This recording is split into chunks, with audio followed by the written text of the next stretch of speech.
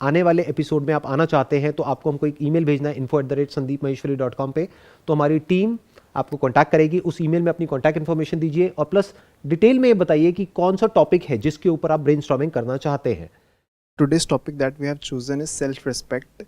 Why we have chosen this topic? Because this is a very cliche word. Like हम लोग बहुत समझते हैं कि self-respect होनी चाहिए relationship में. You go to any counselor, okay, then that person says कि अपनी boundaries maintain करो, अपनी self-respect रखो, okay, and respect yourself. ये हम लोग ने इतना ज़्यादा सुन लिया है, but we don't know what is it exactly. I mean हम लोग अलग अलग हर जगह फिलर्स में ये वर्ड यूज़ कर देते हैं, ठीक है, बट इसके डिफरेंट एस्पेक्ट्स में डिफरेंट मीनिंग होती है। So we are not able to come to a common conclusion कि what is self respect actually. Sir हम जब ये जान जाएं कि हाँ व्हाट इज़ सेल्फ रिस्पेक्ट, अभी तो हम इसी में क्लियर नहीं हैं। If we know what is self respect then हम जानेंगे कि हाँ अगर हमारे अंदर ये कमी है, हम जानते ही नहीं तो हम उस चीज़ को फुलफ़िल कैसे करेंगे। हम पहले जानें कि क्या है वो चीज़, देन अच्छा हम कहीं किसी क्वालिटी में लैक कर रहे हैं तो उसे और अपने अंदर इनकलकेट करें, किस लेवल तक इनकलकेट करना है वो जानें। So that is my question. Sir self respect जैसे कि इन्होंने कहा है कि हम अपने आप को समझें उस चीज़ में, और एक फैक्टर सेल्फ रिस्पेक्ट का ये आता है कि we are seeking a lot of external validation if we are lacking self respect.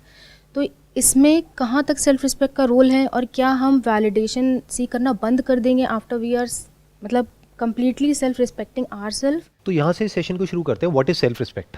जब हम बोलते हैं सेल्फ रिस्पेक्ट तो इसमें दो वर्ड्स आ रहे हैं, एक है सेल्फ, एक है रिस्पेक्ट। सेल्फ का मतलब क्या है कि fundamentally we are all at the same level. हमें सामने वाले के साथ में वैसे ही बिहेव करना है जैसा कि हम चाहते हैं कि वो हमारे साथ में बिहेव करे, और ऐसे ही हमें सामने वाले को क्लियर करना है कि ये बाउंड्री है, इसको क्रॉस नहीं करना है। क्योंकि एक बार वो क्रॉस हो जाती है तो वो फिर कहां तक जा सकती है उसकी कोई लिमिट नहीं है। तो एक तो हमने सेल्फ को डिफाइन किया, विच इज उसकी जो फाउंडेशन है दैट इज इक्वालिटी, और रिस्पेक्ट की जो फाउंडेशन है दैट इज फेयरनेस। क्योंकि एक रिलेशनशिप का मतलब यही होता है, चाहे वो रिलेशनशिप हो चाहे पार्टनरशिप हो, एक गिव एंड टेक होता है, दोनों को एक दूसरे से कुछ चाहिए होता है। तो जब तक वो फेयरली हो रहा है कोई दिक्कत नहीं है।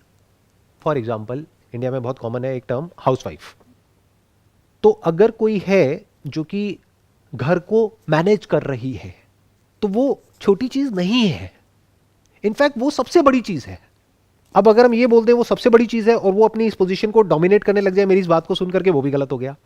क्योंकि वो क्या मैनेज करेगी अगर पैसा ही नहीं है मैनेज करने के लिए? तो पैसा भी इंपॉर्टेंट है और घर को मैनेज करना भी इंपॉर्टेंट है। घर में क्या आ गया? घर आ गया, बच्चे आ गए, जो भी कुछ घर से रिलेटेड है वो सब कुछ आ गया। तो अगर दोनों इस बात को समझते हैं कि हम दोनों मिल करके लाइफ में आगे बढ़ रहे हैं and we are equal partners, तो फंडामेंटली जो ये प्रॉब्लम है सेल्फ रिस्पेक्ट की, ये कभी नहीं आएगी। इनफैक्ट अगर किसी को पनिश भी करना है तो उसका भी एक तरीका है। वो तरीका क्या है कि अगर आप खुद उस पोजीशन में हो तो आप क्या चाहते हो कि आपको कैसे ट्रीट किया जाए। हमने भी तो बहुत गलतियां करी है, किसने नहीं करी? तो जब हम गलती करते हैं हम क्या एक्सपेक्ट करते हैं कि सामने वाला हमको समझे, बट हम नहीं समझते हैं। हम जबरदस्ती उसको फोर्स करते हैं बार बार अपोलोजाइज करने के लिए, बार बार उसको रियलाइज कराते हैं। तो हम क्या कर रहे हैं? उसकी सेल्फ रिस्पेक्ट को हर्ट कर रहे हैं। उसने गलती करी, उसकी एक पनिशमेंट है, उसको प्रॉपर्ली डिफाइन करो। क्या है वो punishment? Breakup, divorce, make sense. But इसका मतलब ये नहीं है कि आपको राइट मिल गया कि पूरी जिंदगी बैठ करके आप उसको उल्टा बोलते रहो, उसकी रिस्पेक्ट को हर्ट करते रहो। फॉर एग्जाम्पल ये हमारे घरों में बहुत कॉमन है, जो माँ बाप होते हैं वो कुछ भी बोलते हैं बच्चों को, किसी भी हद तक बोलते हैं, वो अपना राइट समझते हैं, वो उसको प्यार का नाम दे देते हैं। ये प्यार नहीं है कि तुम तो किसी काम के नहीं हो, तुम किसी लायक नहीं हो। ये तो बहुत ही कॉमन डायलॉग है घर में, नकारा है, ये है, वो है, वट एवर इट इज। तो वो जो बच्चा है धीरे धीरे क्या होगा, उसकी सेल्फ रिस्पेक्ट पूरी तरह से खत्म हो जाएगी और वो चाहेगा भी तो कुछ नहीं कर पाएगा अपनी लाइफ में। ये जो टॉपिक है ना, इससे रिलेटेड एक बहुत इंटरेस्टिंग कुछ हुआ था कुछ दिन पहले, वो मेरे दिमाग में घूम रहा है। I was sitting in a restaurant और वहाँ पर पास वाली टेबल पर कुछ लोग बैठे हुए थे, वो आपस में बात कर रहे थे। उसमें से एक था, वो शादी का एजेंट था जो शादियाँ कराते हैं, और बाकी लड़के वाले, लड़की वाले, वॉटेवर, वो सब और लोग कुछ 5-7-10 लोग बैठे थे। तो वहाँ बिल्कुल स्ट्रेट फॉरवर्ड बेशर्मों की तरह खुल करके बात हो रही थी कि 1.5 करोड़ में बात हुई थी, और इतना कैश में था, इतना ऐसे था, इतना वैसे था, क्यों किया, क्या किया। तो मैं बस बैठा हुआ सुन रहा था, आई वाज जस्ट क्यूरियस। मैंने कहा ऐसी भी दुनिया है। मतलब वो एक सौदा कर रहे हैं, जैसे होते नहीं है कि एजेंट होते हैं प्रॉपर्टी का सौदा करते हैं, बट सौदा किसका करा रहे हो? प्रॉपर्टी का करा रहे हो, समझ आता है, लड़के का सौदा। और ऐसे एक दो लड़के नहीं है इंडिया में, शादी हो रही होती है, बाहर गाड़ी खड़ी होती है और वो अपने दोस्तों को दिखा रहा होता है, ये देखो मेरे को ये गाड़ी मिली है। अरे शर्म नहीं आ रही तेरे को? पैसे क्यों ले रहा है? अगर तू और वो लड़की बराबर है तो क्यों ये एक्सपेक्ट कर रहा है कि मुझे पैसा मिले? क्यों अपना सौदा होने दे रहा है? क्यों अपने आप को बेच रहा है? ऐसे लोगों को बेशरम बोलते हैं। इनके अंदर सेल्फ रिस्पेक्ट जीरो है। और ऐसे कुछ लोग नहीं है, बहुत लोग हैं जो पैसे के लिए बिक जाते हैं, अपनी सेल्फ रिस्पेक्ट को बेच देते हैं पैसे के लिए। तो इसमें आप गलती उसकी नहीं कह सकते कि जो उसको खरीद रहा है, गलती उसकी है जो बिक रहा है। मानो लड़की वाले ने लड़के को खरीदा अपनी बेटी के लिए, अब वो बेटी उस घर में आएगी, आ करके सुनाएगी कि तेरी कमाई की गाड़ी नहीं है, मेरे बाप ने दी है। तो अब क्या उसकी सेल्फ रिस्पेक्ट हर्ट होनी चाहिए? नहीं सर, जब पहले नहीं होनी तो चाहिए, अब भी नहीं सर। क्योंकि वो इस लायक ही नहीं है। आप समझ गए? उसने बेची है ना, सौदा किया है ना अपनी सेल्फ रिस्पेक्ट का। अब किस बात की सेल्फ रिस्पेक्ट? आप समझिए कितना कॉम्प्लिकेटेड है। सेल्फ रिस्पेक्ट वाला इशू देखने में बड़ा सिंपल और स्ट्रेट फॉरवर्ड लगता है, इतना स्ट्रेट फॉरवर्ड है नहीं है। अगर एक लड़के में सेल्फ रिस्पेक्ट है तो उसको पहले ही बोल देना है अपने घर वालों को कि मैं बिकाऊ नहीं हूं, मैं कोई ऑब्जेक्ट नहीं हूं जिसको ले जाकर के आप मार्केट में बेच दोगे। अगर उसमें यह करने का दम नहीं है तो वो क्या कर रहा है? अपनी सेल्फ रिस्पेक्ट को बेच रहा है हमेशा के लिए। अब अगर उसकी शादी में कोई आता है मेरे जैसा आदमी और आकर के उसके मुंह पे बोलता है हाँ भाई कितने का बिका तू? 1.5 करोड़ में। अरे लगता तो नहीं है, तू तो 1.5 रुपए का भी नहीं लगता मेरे को, तेरे को 1.5 करोड़ किसने दे दिया? जैसे बोलते ना गाड़ी के लिए कि सेकेंड हैंड गाड़ी है, ये तो 1.5 लाख से ऊपर की नहीं है, बुरा हाल है। तो उसको बुरा नहीं मानना है वहां पर, और मुझे वहां जाने की भी जरूरत नहीं है, मैं बोल रहा हूं। इसका छोटा सा एक क्लिप बनेगा और उसके जो दोस्त हैं वो उसको फॉरवर्ड करेंगे उसकी शादी से एक दिन पहले, मजा आएगा। तो उसकी सेल्फ रिस्पेक्ट हर्ट नहीं होनी चाहिए, क्योंकि उसकी सेल्फ रिस्पेक्ट है ही कहां।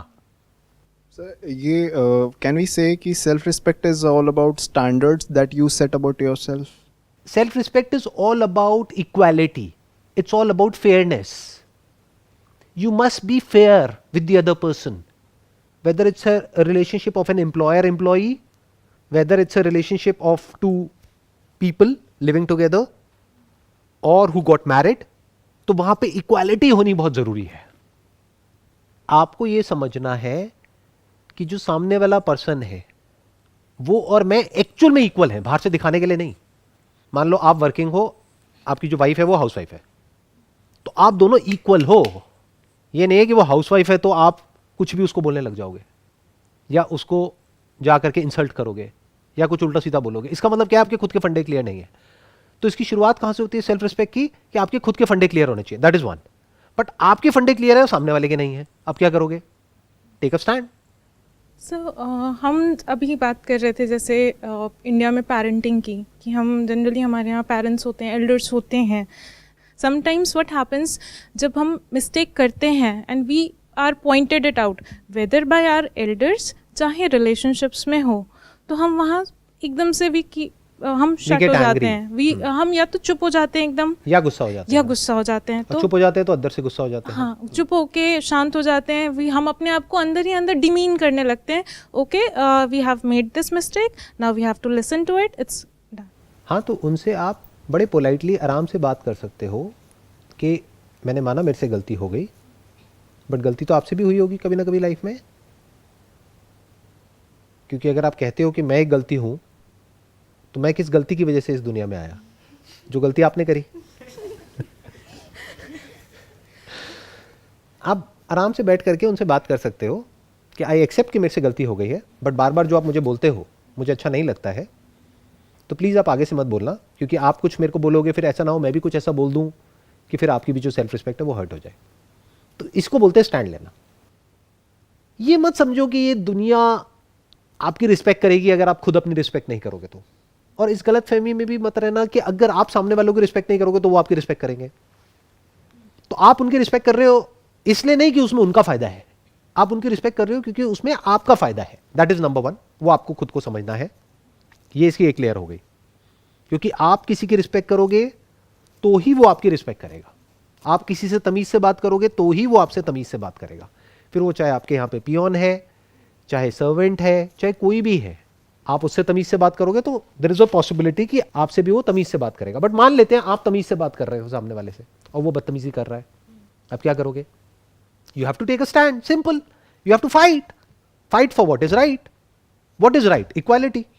Equality is your right, you are living in a democratic country.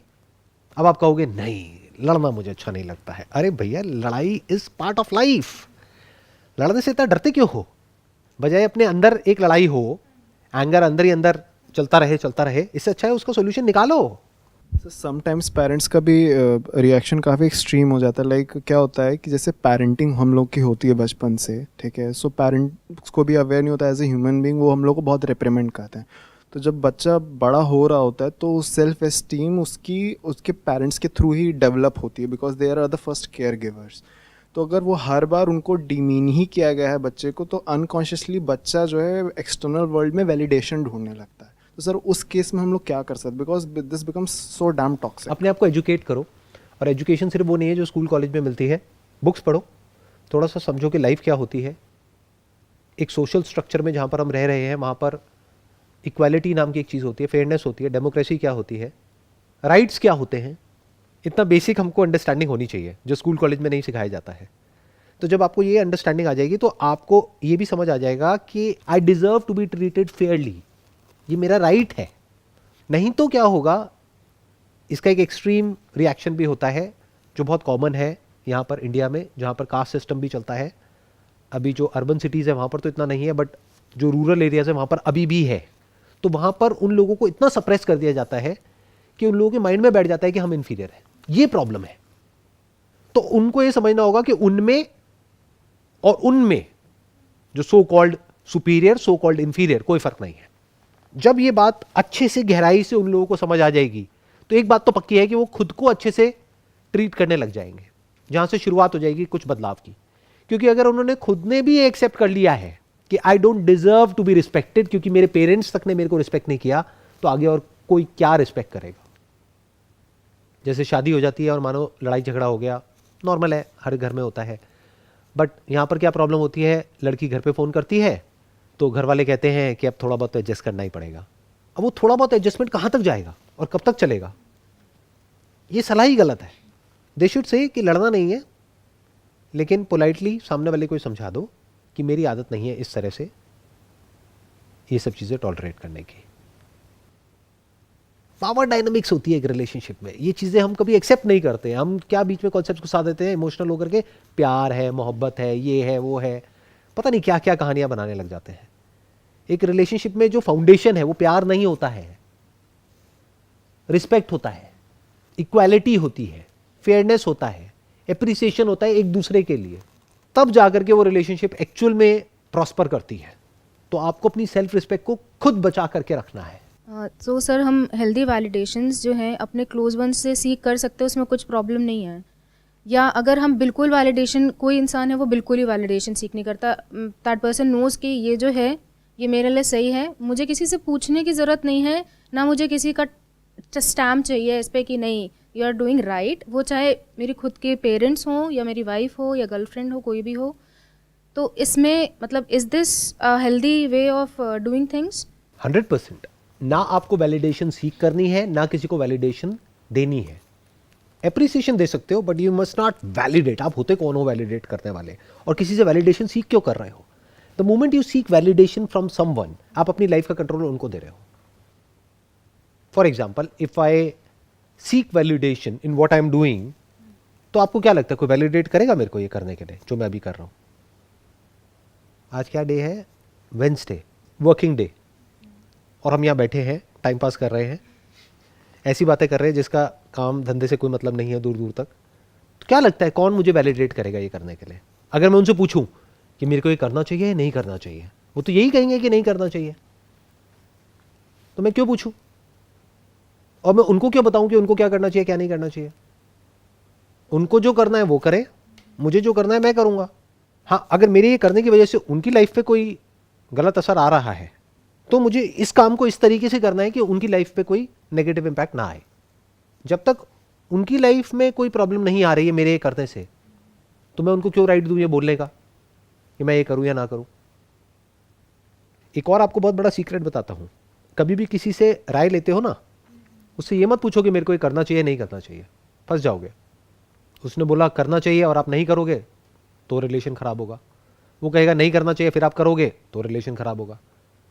आप ये बोलो कि I am just discussing it with you about the possibilities, कि करने के क्या प्लस माइनस है और ना करने के क्या प्लस माइनस है। मैं एज अ फ्रेंड या एज अ वेल विशर या एज योर चाइल्ड, अगर आप अपने पेरेंट्स से डिस्कस कर रहे हो, बट डिस्कस कर रहे हो आपसे कि ये करने की क्या प्लस माइनस है और ये ना करने की क्या प्लस माइनस है, आपके एक्सपीरियंस के बेस पे मैं समझने की कोशिश कर रही हूं। डोंट टेल मी कि करना है नहीं करना है। The moment you ask somebody कि करना सही है या नहीं है, बुरी तरह से फंसोगे जा करके। तो जैसे अभी वैलिडेशन की बात हो रही थी, sometimes it comes out of emotional dependency. जैसे आपने कहा कि गिव एंड टेक रिलेशनशिप होता है, हम हमेशा कुछ उससे सीख करते हैं, वो हमसे सीख करता है। क्या इमोशनल डिपेंडेंसी नहीं होनी चाहिए हमारे अंदर? क्या हमें कॉन्शियसली उस चीज़ को लो रखना चाहिए कि अच्छा अगर हमें दिखता है किसी रिलेशनशिप में कि हाँ इमोशनल डिपेंडेंसी हो रही है, एक सॉर्ट ऑफ हल्का सा फियर भी आता है। हल्का सा नहीं आता है, बहुत आता है। और इमोशनल डिपेंडेंसी होती है अगर आप एक इंसान है तो, जहाँ पर एक रिलेशनशिप है वहाँ पर अटैचमेंट भी है, इमोशंस भी है, फीलिंग्स भी है। जब अलग होगे तो दोनों को गुस्सा भी आएगा, दोनों रिएक्ट भी करेंगे। अगर नहीं कर रहे हैं तो दैट मीन्स कि उसके लिए वो इंपॉर्टेंट ही नहीं है।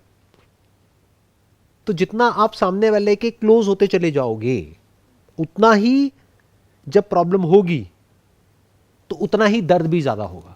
जैसे ये दो हाथ है, इसको अगर हमने किसी एडहेसिव से चिपकाया जो आराम से अलग हो सकता है तो कोई दर्द नहीं है। चिपकाया ही नहीं एडहेसिव से तो पास आए दूर गए। अब ऐसे एडहेसिव से चिपका दिया है जिसको अलग करना इज नेक्स्ट टू इम्पॉसिबल, तो दोनों एक दूसरे से चिपक गए हैं। The moment there is a friction तो बहुत दर्द होगा। तो relationships by its very nature are painful. अगर आप रिलेशनशिप में जा रहे हो तो ये समझ करके ही जाना। मतलब अगर ये सोच करके एक रिलेशनशिप में जा रहे हो कि सब कुछ बहुत अच्छा होगा, घर में भी सब बढ़िया होंगे, इन लॉज भी बढ़िया होंगे, ये भी बढ़िया होगा, वो भी बढ़िया होगा, कभी हमारी लड़ाई झगड़ा ही नहीं होगा, कभी कोई बहस ही नहीं होगी, तो ऐसा नहीं होता। सब कुछ होगा। तो उसके लिए तैयार होकर के जाओ एक रिलेशनशिप में। Because the moment you stop someone from doing something that they want to do that is in line with their basic nature, तो क्लैश हो जाएगा। वो आपको कुछ करने से रोकेगा तो लड़ाई, आपने उसको कुछ करने से रोका तो लड़ाई, तो लड़ाई तो होगी। तो ये सीखो ना लड़ते कैसे हैं। ये क्यों सीखते हो कि प्यार कैसे करते हैं। मैं आपको बड़ा मजेदार एक बात बता रहा हूं, अगर आप समझ पा रहे हो तो। हम सब मूवीज देख देख करके ये तो सीख गए कि प्यार कैसे करते हैं, जो एक्चुअल में प्यार नहीं है, बेवकूफी है। बेवकूफों की तरह कुछ दिखाया जा रहा है कि एक इंसान है जो अच्छा है, एक है जो बुरा है, वो हीरो है वो विलन है। ऐसा नहीं होता है। रियल लाइफ में पता है क्या होता है, एक ही इंसान के अंदर हीरो भी होता है, विलन भी होता है। और जब वो आपको दिखता है तो अब आप कंफ्यूज हो जाते हो, अब आप कहते हो ये क्या हो रहा है। बट अगर खुद के अंदर आपने झांक करके देख लिया है कि मेरे अंदर क्या क्या है, और लड़ना सीख लिया है, लड़ना भी बोल सकते हो, नेगोशिएशन भी बोल सकते हो, the art of negotiation in a relationship. फिर वो पर्सनल रिलेशनशिप हो सकती है, मैरिज हो सकती है, कुछ भी है, तो वो आपको नेगोशिएट करना आना चाहिए। लड़ना जब मैं वर्ड यूज कर रहा हूं तो मैं नेगोशिएशन की बात कर रहा हूं। नेगोशिएशन में लड़ाई होती है, कई कई महीनों तक नेगोशिएशन चलती है, फिर जाकर के दोनों पार्टीज एक दूसरे के पॉइंट पे एग्री करती है, कहीं बीच में सेटलमेंट होता है। नेगोशिएशन को अगर हम एज अ स्किल देखें, ठीक है, जो कि हमारी डे टू डेली लाइफ में, चाहे बिजनेस हो चाहे एम्प्लॉय रिलेशनशिप हो, तो कहीं ना कहीं जो साम दाम दंड भेद चाणक्य नीति में बोला गया है वो हम लोग यूज़ भी कर सकते हैं। लेकिन सर कई बार वहाँ पे माइंड में डाउट आ जाता है कि एथिक्स के साथ कॉम्प्रोमाइज़ ना हो जाए। ये जो साम दाम दंड भेद है ना, ये कोई गलत चीज नहीं है। ये क्या है कि सामने वाले को क्या चाहिए, उसके अकॉर्डिंग आप सामने वाले के साथ में बिहेव कर रहे हो। दाम मतलब सामने वाले को आपसे पैसा चाहिए और आप उससे पैसे की बातें नहीं कर रहे, प्यार मोहब्बत की बातें कर रहे हो, तो गड़बड़ हो गई ना। वो रिलेशनशिप चलेगी क्या। आप मेरी कंपनी में आ जाते हो जॉब के लिए, आप ज्वाइन कर लेते हो। अब मैं आपको पैसे तो नहीं दे रहा, आप आए हो पैसे के लिए कि पैकेज की हमने बात करी कि भाई साल का 10 लाख रुपए आपको मिलेगा। अब मैं वो आपको नहीं दे रहा, लेकिन बातें बड़ी प्यारी प्यारी कर रहा हूं और आपको अपने कैबिन में साथ में बिठा रहा हूँ, साथ में हम खाना खा रहे हैं, सब कुछ कर रहे हैं, बट जब महीना एंड होता है तो आपके हाथ में काट पीट करके 2 लाख रुपए पकड़ा देता हूं, तो गड़बड़ हो गई ना। और ये भी हो सकता है कि कोई इंसान है, उसके लिए पैसा इतना मैटर नहीं करता है एक लेवल के बाद में जाकर के। अब इसको आप बारीकी से ऑब्जर्व कर सकते हो अपने आसपास में, तो आपको समझ आता चला जाएगा कि कैसे किस रिलेशनशिप को मैनेज करना है। कई बार रिलेशनशिप को खत्म भी किया जाता है जब समझ आ जाता है कि उस रिलेशनशिप में कुछ है ही नहीं दोनों के लिए, और फिर भी हम खींचे चले जा रहे हैं, तो खत्म करो उसको। सो इस तरह से लॉन्ग टर्म पर्सपेक्टिव से सोचा जाता है कि इस रिलेशनशिप में किसके लिए क्या है, सामने वाले को क्या चाहिए। इन अदर वर्ड्स, वही जो मैंने कहा, फेयर प्ले, मतलब it has to be a win win for both. और ये इतना आसान है एक लेवल पे समझना, और एक लेवल पे बहुत मुश्किल है।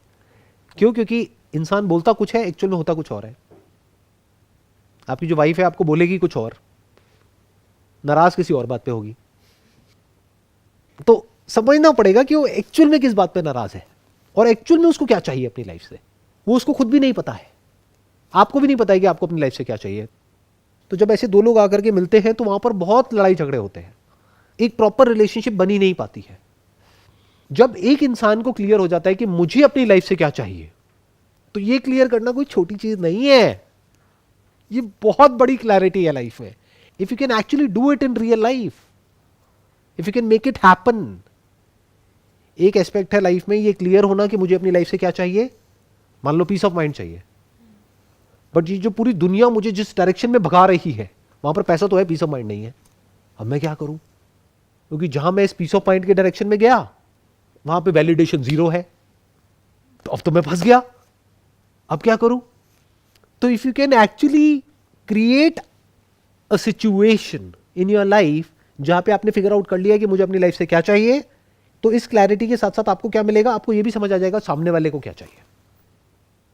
अब अगर आप उसके हिसाब से एक्ट करोगे तो वो रिलेशनशिप स्ट्रांग होती चली जाती है, फिर वो अनब्रेकेबल हो जाती है, अनशेकेबल हो जाती है। अब आप ये कह सकते हो कि वो रिलेशनशिप 99% आपको वो दे रही है जो लाइफ में सबसे इंपॉर्टेंट है। वो क्या है? एक रिलेशनशिप। लाइफ में रिलेशनशिप से ऊपर कुछ नहीं है। एक बहुत बड़ी रिसर्च हुई थी हार्वर्ड में या ऑक्सफोर्ड में कहीं पे, 25 ईयर्स समथिंग, हैप्पीनेस के ऊपर। तो एक कंक्लूजन सिंपल सा निकल करके आया, कोई बहुत अमीर गरीब ये वो वटेवर, जिसकी रिलेशनशिप अच्छी थी वो खुश थे at the age of 70 years 80 years, जिनकी नहीं थी वो दुखी थे। तो इतनी इंपॉर्टेंट है रिलेशनशिप। सर मैं पूछना चाहती हूँ, क्या मैं करेक्ट हूँ इस चीज़ में? मुझे ऐसा लगता है कि अगर कोई क्लैरिटी आ जाती है हमारे मन में, जैसे हम अपने आप से पूछते हैं कि हमें क्या चाहिए, that is the biggest question. हमें लाइफ से क्या चाहिए, हमारा पर्पस क्या है, हम हैं कौन। मुझे ऐसा लगता है जैसे ये कड़ी है, अगर हम एक कड़ी खोल देते हैं तो धीरे धीरे करके कई सारी कड़ियाँ हैं जो खुलती चली जाती हैं, और अंडरस्टैंडिंग लेवल हमारा बढ़ता चला जाता है। जो हम सेल्फ रिस्पेक्ट की बात कर रहे हैं, डिपेंडेंसी की बात कर रहे हैं, इमोशंस की बात कर रहे हैं, फियर की बात करते हैं, ओवर थिंकिंग, कई सारे ऐसे टॉपिक्स हैं, ये सारे जुड़े हुए हैं। एक्सपेक्टेशंस हो गई, हमें जस्ट एक कड़ी हम धीरे से खुलेंगे तो इट्स ऑल रिलेटेड। क्या मैं सही हूँ इस चीज़ में? एब्सोल्युटली। इसकी जो सबसे पहली कड़ी है वो आप खुद हो। अगर आप खुद को अच्छे से समझते चले जाओगे, आपको समझ आ जाएगा आपके अंदर क्या पॉजिटिव है, क्या नेगेटिव है, क्या स्ट्रेंथ्स हैं, क्या वीकनेसेस हैं, क्या अच्छाइयाँ हैं, क्या बुराइयाँ हैं, आप कितने अच्छे हो और कितने बुरे हो। अब ऐसा नहीं आप सिर्फ अच्छे हो या बुरे हो, आप अच्छे हो कोई और बुरा है। लोग यहाँ जीते हैं बच्चों की तरह कि अच्छा इंसान है वो बुरा इंसान है। ये क्या होता है? जब आप खुद को अच्छे से समझ जाते हो तो आप सामने वाले को बहुत आराम से समझ सकते हो, और वहाँ से शुरुआत हो जाती है ये सब जो चीज़ें हैं जो हमारे लिए कॉन्सेप्ट्स हैं, ये जो वर्ड्स हम भारी भारी यूज़ करते हैं, understanding, love, care, respect, self esteem, happiness, contentment, peace of mind, ये क्या होता है, कब होता है, कैसे होता है, वो धीरे धीरे आपको समझ आने लग जाता है।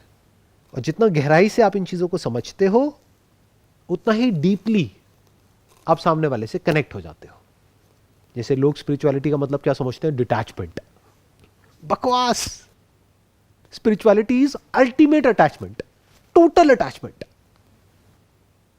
तो अभी जो भी हमने डिस्कशन किया आज के इस सेशन में, अगर इसको पूरे को समअप करना हो वो क्या है कि आप सामने वाले को पहले फेयरली ट्रीट करो, सामने वाले की रिस्पेक्ट करो, तो यू डिजर्व रिस्पेक्ट. अगर आप ही रिस्पेक्ट नहीं करते यू डोंट डिजर्व रिस्पेक्ट. अगर आप खुद की रिस्पेक्ट नहीं करते तब भी you don't deserve to be respected.